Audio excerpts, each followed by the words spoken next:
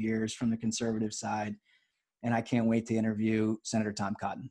And, also you got to mention he's the new owner of the New York Times. So you got, be sure to congratulate him on that. Yeah, I will. Without further ado, let's get right into that interview. Well, we are super excited here today because we've got our first guest on the Ruthless podcast, none other than the world-renowned senator from Arkansas, Mr. Tom Cotton. Thanks, Josh. Thanks, Josh. It's good to be on with you. Oh my gosh. We're in the biggest of times. We're 1 week separated here from the election. Your own name on the ballot down in Arkansas. We also have what was an incredibly momentous occasion in the United States Senate yesterday with the confirmation of Amy Coney Barrett. What are your thoughts on that, Senator Cotton? Well, I think it was a great day for the country and for the Constitution. I think most Americans loved what they saw about Judge Barrett at her confirmation hearing. And that's one reason why you saw a clear majority of Americans supported her confirmation. So I commend the president for nominating her and Mitch McConnell for helping shepherd her through the Senate and holding our majority together. And then most importantly, I commend Judge Barrett, now Justice Barrett, for handling herself masterfully in front of the Judiciary Committee and the life she's lived and the long and distinguished career that she's no doubt going to have on the Supreme Court. Were you surprised at all that Senate Democrats were able to sort of stay away from the level of prosecution against her religious views that they were so insistent on in her appellate court hearings? They basically tried to make this a referendum on Obamacare rather than discuss what they really wanted to discuss, it appeared, which was her Catholic faith. Yeah, the Democrats on the committee hinted around at criticisms of her faith, and proxies on the left did not hint around at it. They just openly attacked her. It kind of reminded me a little bit of back in the fall of 2007 when David Petraeus came to testify and the Democrats were expressing skepticism of the success of the surge in Iraq, and MoveOn.org just went full Leroy Jenkins and called him General Petraeus in a full-page ad in the Washington Post. So I do think there was some coordination on the left. The Senate Democrats on the committee would not openly attack her faith the way they did last time, while their proxies and surrogates on the left would. But obviously, she came off in an incredibly appealing and dignified, graceful way, in addition to the brilliance and the deep erudition she showed about the law in that committee hearing. So it's no surprise to me, again, that the polls showed that the American people wanted her confirmed, and the Democrats knew they were playing a pretty weak hand, both with public opinion and also on how solidly unified the Republicans were, within just a few days of Judge Ginsburg's passing. But that, one of the things I think that is underrated about this process is basically you had 6 weeks to try to keep everybody healthy and everybody in attendance, which is, everybody kind of looked past that. But that's no small feat when you're at the end of an election. Everybody's traveling, trying to do what they can do on the ground, and then coming back and talk a little bit about how difficult it was to make sure that you had 51 votes at the end of the day. Yeah, well, there was that time maybe 3 weeks ago after several senators had contracted the coronavirus or been exposed to someone who had. Unfortunately, those were all pretty mild cases, and none were hospitalized, and everyone was back on their feet within the requisite time period. But yeah, we certainly all had to do our part to stay together, both politically and medically. I feel like I probably travel more these days than almost any person in America as I'm going around the country campaigning for my fellow senators and going back and forth between Arkansas and Washington. But, it's just a matter of exercising normal precautions, trying to keep your distance where you can, wearing a mask and practicing good hygiene and being aware of your surroundings where you can, like on an airplane. And, we were able to all stick together, both politically and medically, as you say. Yeah, well, huge accomplishment, and the country thanks you for all of that. One thing I wanted to get into with you, Senator, is unlike an awful lot of politicians, you actually have an interesting life. And one thing that I didn't know, and I was looking back to sort of your entryway into the public forum, and what I came across was a letter that you had wrote to the New York Times after they published classified information dealing with terrorist financing. And at the time, you were on the front lines, and they decided to ignore it, but there were some conservative blogs that picked it up. and brought it to light. And it seemed to me like that was sort of your entryway into the public. Yeah, yeah, maybe you can say that, Josh. So yeah, it goes back to the summer of 2006. Really, the backstory goes back to December of 2005. I had been in Ranger School for about 6 weeks at that point, totally cut off from the outside world. And we had one weekend where we got to kind of decompress and read the news and sleep in, so we wouldn't be a danger to ourselves or others on the road as we drove home for the Christmas holiday.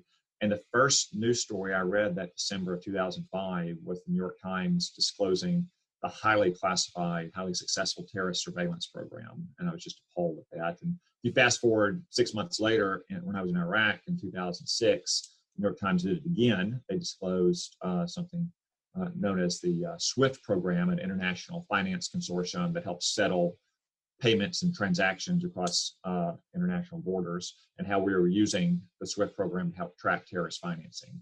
And by the New York Times own reporting, it was fully briefed to the relevant intelligence committees in Congress. They supported it. Our allies in Western Europe supported it, which in those days was pretty uncommon in anything related to the war on terrorism. That the New York Times decided that it was the arbiter of what should and should not be public about our classified intelligence program. So I found myself in our big base in Iraq for about 36 hours. That period of time, we were doing 96-hour long-range patrols out of a small little patrol base near the river. And we come back to the big base, get a chance to take a hot shower and some hot food, wash your clothes before you head back out. And I read that story and I fired off what I guess you could say was an intemperate email suggesting that the people responsible for publishing this information should be prosecuted to the full extent of the law. And then I left for another 96 hours where I was totally cut off from communication. Let's just say when I got back, it had gone off like something of a bomb on the internet. I had a young private come running up to my Humvee and said, "Sir, you got to get inside. The commander, he wants to see you right now." Oh, you're thinking of like, did you? He said, "Did you write an op-ed in the New York Times?" I said, "No, sir. I wrote a letter to the editor," which I knew I was, within my rights to do. In your 1 hour of military law training as an infantry lieutenant, you get told about what you can and can't do in terms of public, political, civic participation.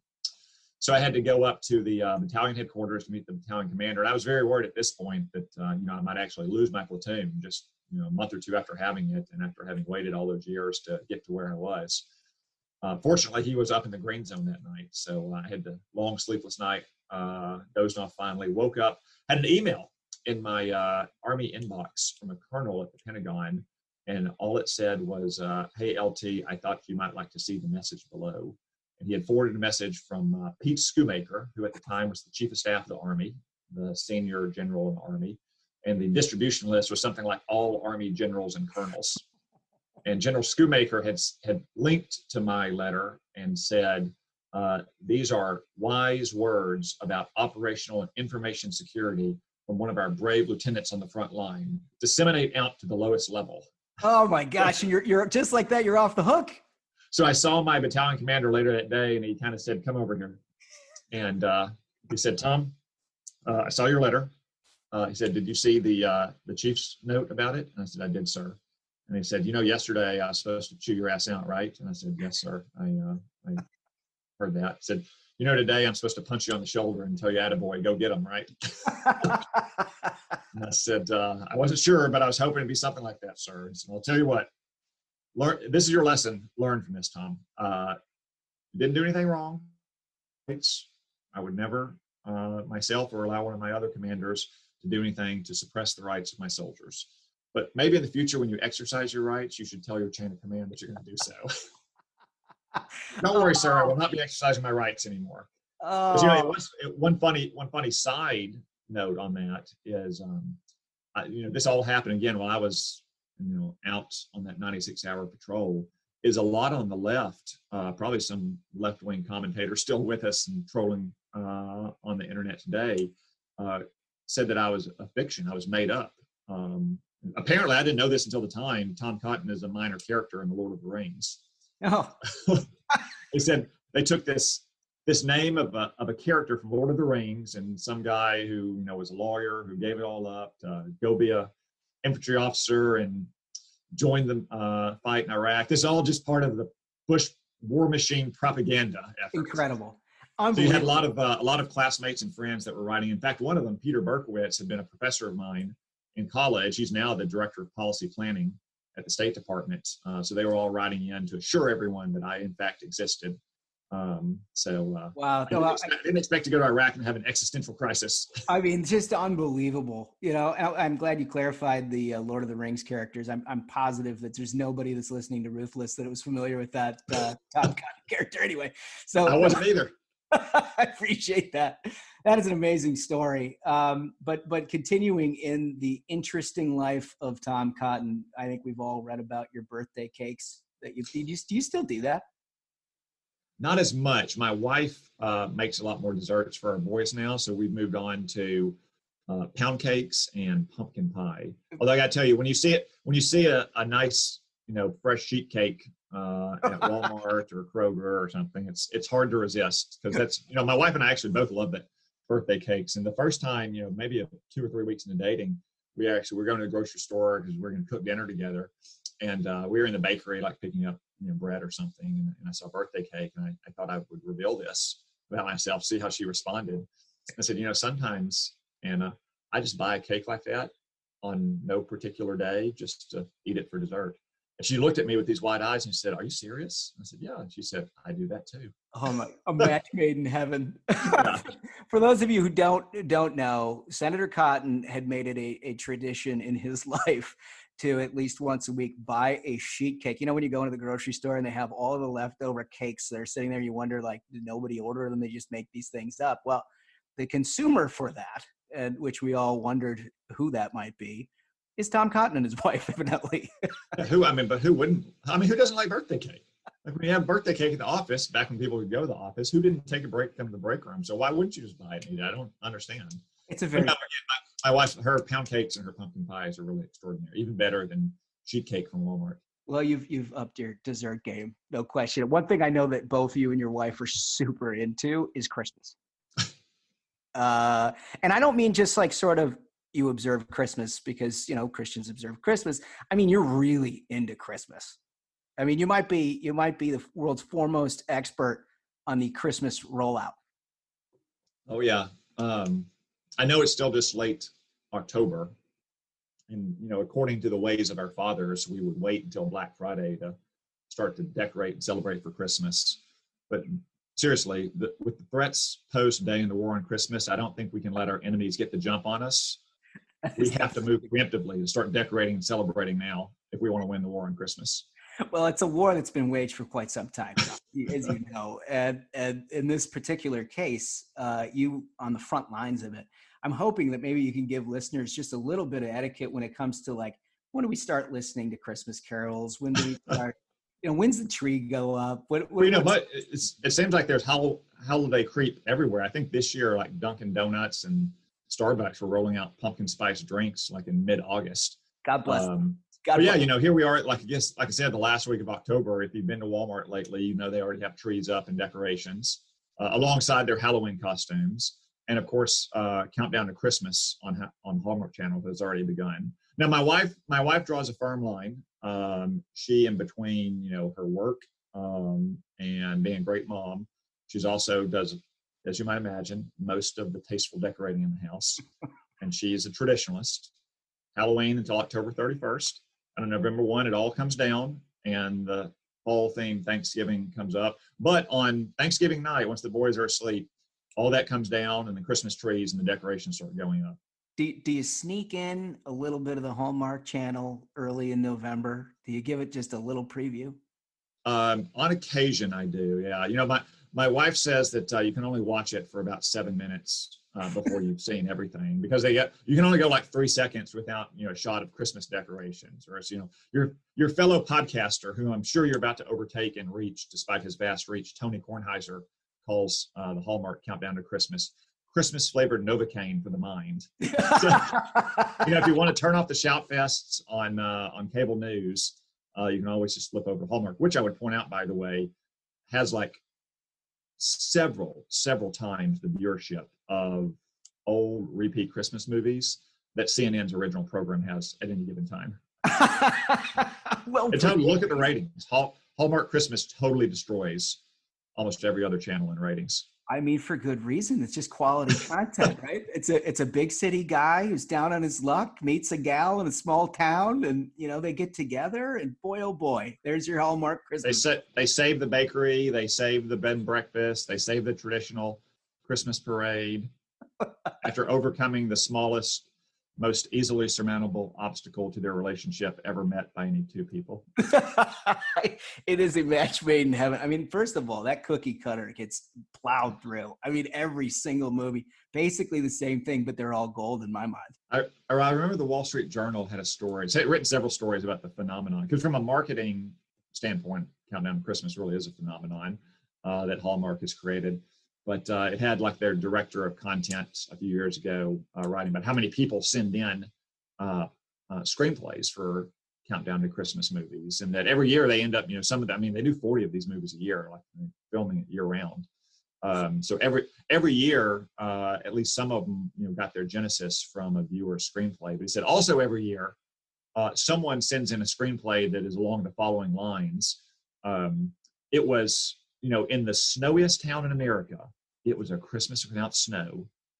And his response to that was, nope, not on the Hallmark Channel. There is no Christmas without snow here. That's right.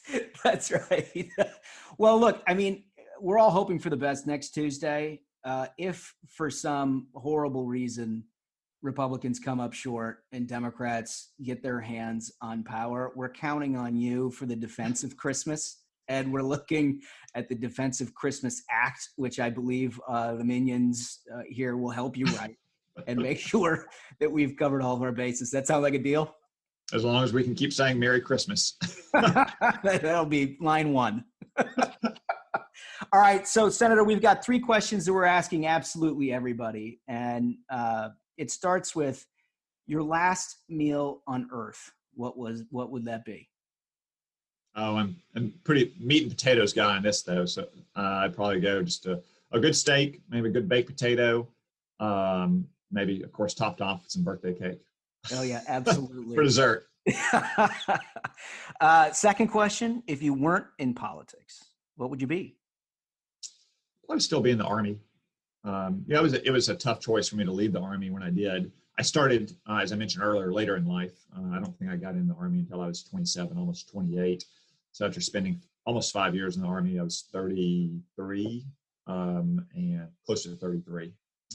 And I just decided if I wanted to spend take my next step, which would have been anywhere from a 2 to 5 year commitment, I probably would have wanted to commit to 20 years at that age. I wasn't ready to quite do that. But if I had joined as a younger man, if I had joined, straight out of high school, straight out of college, as people typically do, I might have made a career out of that. Yeah. Finally, number 3, what motivates Tom Cotton more? The thrill of victory or the agony of defeat?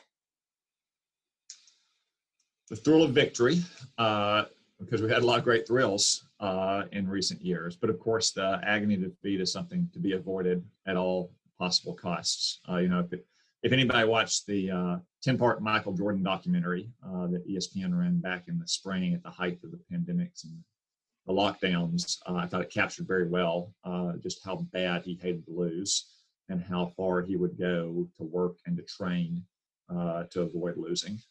So although the thrill of victory is great, you always want to avoid the agony of defeat. Absolutely. No, that's a great, Michael Jordan embodied the hatred of defeat. No question about it. Well, we're all going to hate defeat, and we're all going to work towards victory next Tuesday. Senator Cotton, nobody, and I mean this sincerely, nobody does more for his colleagues or the Republican Party, traveling the country, campaigning for folks, trying to make sure that we secure our majority and reelect President Trump than you do. So on behalf of all of our Ruthless listeners, I just want to thank you for everything. Thank you, Josh. I appreciate it. It's good to be on with you. You bet.